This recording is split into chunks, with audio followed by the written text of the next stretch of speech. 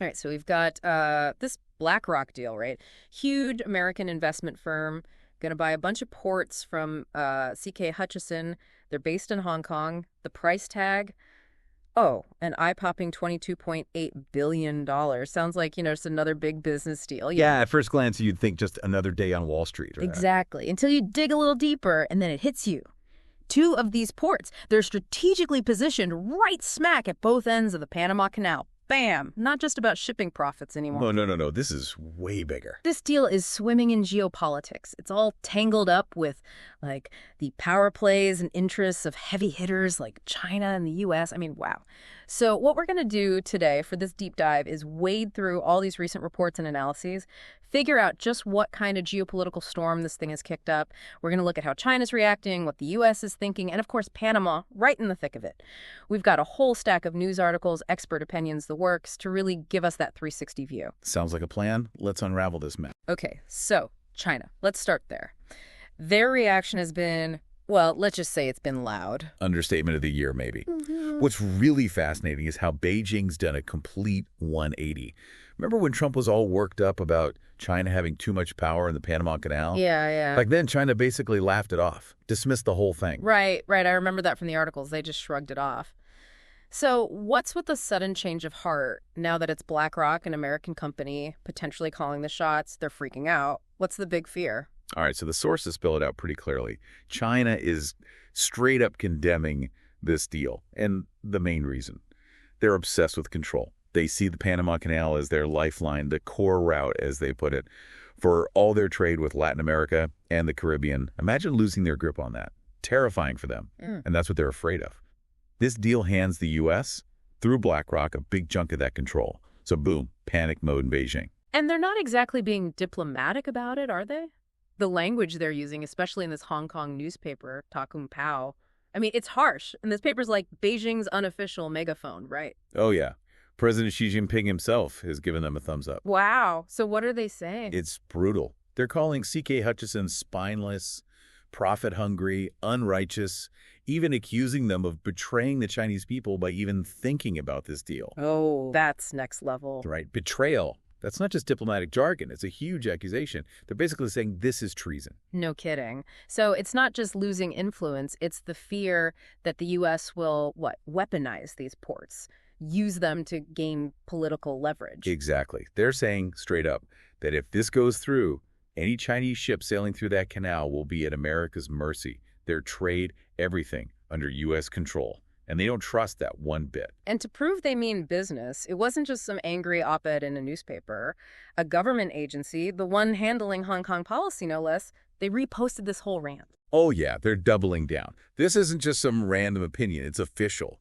Beijing is furious. No doubt about it. And they're putting the squeeze on CK Hutchison directly too, right? Yeah. Telling them, hey, think twice about this betrayal. Talk about meddling. Well, there's precedent. Remember that Soho China deal? Supposed to be bought by Blackstone, another U.S. firm. Yep. Fell apart because Beijing made it clear they weren't happy. They can play hardball. And that's why investors are spooked, right? Reports are saying CK Hutchison's stock took a hit after China started shouting. Money talks, right.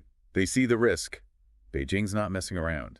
And it makes sense when you look at the bigger picture. We've talked before about potential U.S. tariffs on Chinese goods, especially if they come in on Chinese ships. If you're China, losing control of a key route like the Panama Canal, that's a nightmare. Makes sense. They're playing chess, thinking long-term. This deal, it's not just about some ports, it's about survival in a trade war.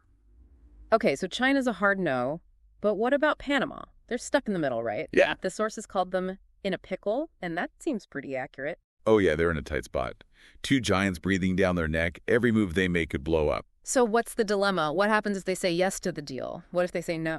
All right, so if they greenlight this thing, let BlackRock in, they're going to have a lot of unhappy people back home, letting a U.S.-linked company take over those ports. It's a sovereignty issue. Plus, there are these reports that the U.S. military's been brainstorming, maybe sending more troops to Panama, or, and this is a long shot, but they've even talked about seizing the canal outright. Whoa. Hold on.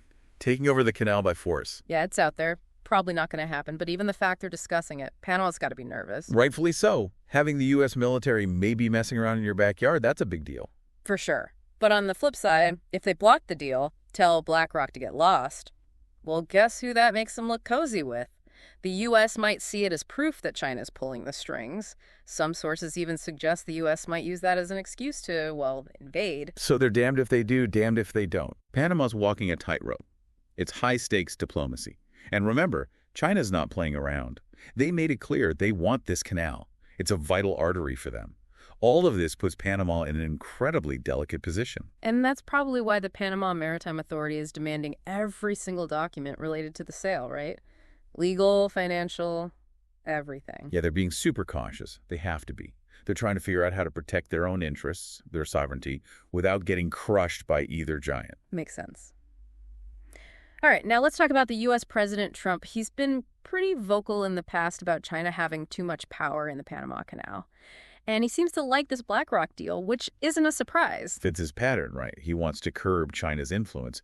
And this deal could be a way to do that, even if it's through a private company like BlackRock. But the military angle is what really grabs your attention. This NBC News report saying Trump told the Pentagon to come up with options for boosting U.S. troop presence in Panama. And then there's that less likely option, as they call it, seizing the canal by force. That sends a strong message. It does. The U.S. is not messing around either. Even if seizing the canal is a long shot, the fact it's on the table shows how seriously they're taking this. And then you've got this perception in Panama, right, that BlackRock, they're like a Trojan horse for Trump, a way for the U.S. to sneak in and take control. Yeah, that's the suspicion. Even if BlackRock's CEO finds it funny, it shows how much distrust there is. Everything's seen through this U.S.-China rivalry lens. Okay, so let's zoom in on the companies for a second. CK Hutchison, the seller, they're this huge conglomerate in Hong Kong run by billionaire Li Ka-shing. Why are they selling these ports, especially now? A couple of reasons, according to the sources. First, they're probably tired of the drama. These ports are a geopolitical hot potato now. Selling them, that's a way to step back from the chaos. Second, let's be honest, the money's too good to pass up. They're looking at over $19 billion in cash. Hard to say no to that. And then there's Li Ka-shing's relationship with Beijing. Seems like things have gone sour. Definitely some tension there. He sold off a lot of his real estate in mainland China a while back, made a killing on it, but Chinese nationalists weren't happy. And then there's the whole Hong Kong situation. Li Ka-shing's been seen as sympathetic to the democracy protesters, which doesn't win you any points with Beijing. Uh-huh. There's even this story, Xi Jinping, back when he was an official in Fuzhou, he actually stopped a project Li Ka-shing was working on. So yeah, there's history there, and it's not pretty. So maybe selling these ports is a way for CK Hutchison to, make some cash and avoid more trouble with Beijing. On the other side, BlackRock's playing it cool. They're not saying much, just letting the geopolitical storm rage around them. Yeah, they're probably thinking, what did we get ourselves into? The financials of the deal are almost irrelevant now. It's all about the big power struggle. It's wild when you think about the history of the Panama Canal, right? The U.S. built it, ran it for most of the 20th century, then handed it over to Panama in '99. That's got to be in the back of everyone's mind. Oh, yeah. The U.S. sees the Panama Canal as their baby, even if they don't officially own it anymore. Any change there, they're going to pay attention. And China's reaction, it's a wake-up call. Remember how they brushed off Trump's concerns before? Now they're going ballistic. Seems like they're getting more aggressive about protecting their interests, especially when it comes to trade. It's a shift. They're not just reacting anymore. They're playing offense.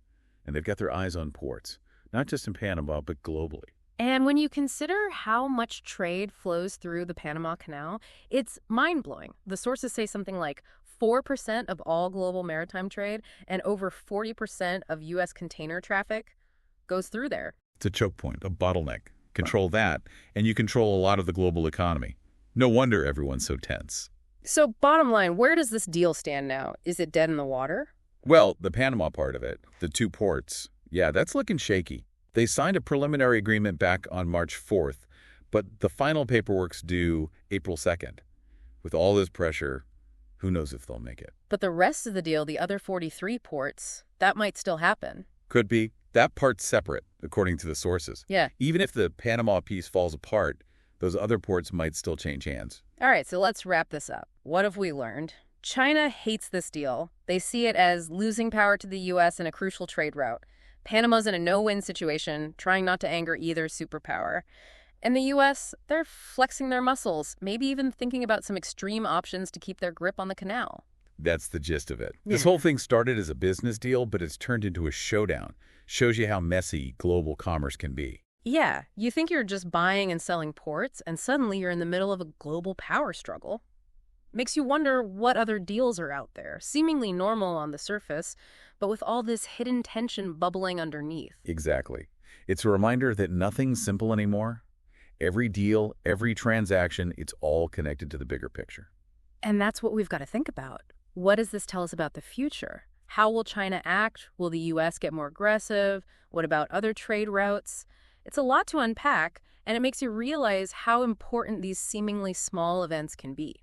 It's all connected, and it's only going to get more complex from here. Thanks for joining me on this deep dive. It's been enlightening, to say the least. Anytime.